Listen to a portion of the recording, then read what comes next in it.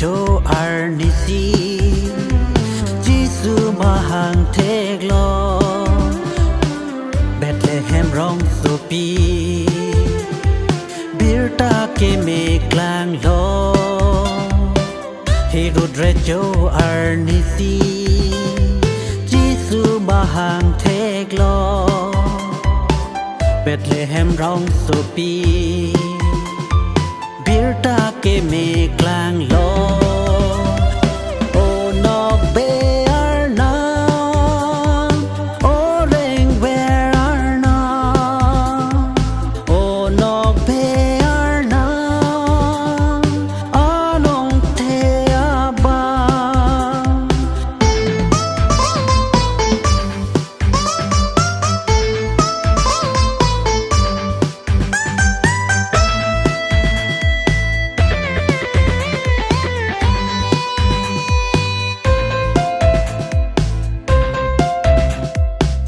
Em pute kla che klang si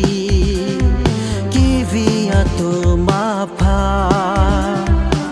Pere di wang tang lo Eka pe joga ba Em pute kla che klang si Kivi atu ma pa Pere di thang bak ma Karbi joga ba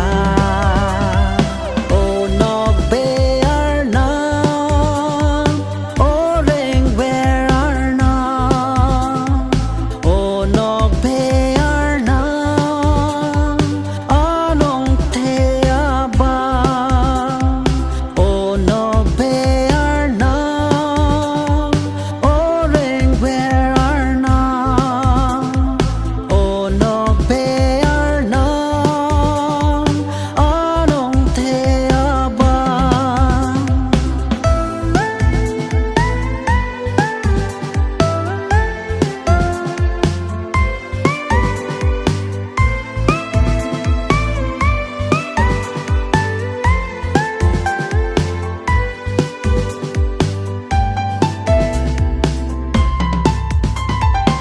Check lo long so tur bong si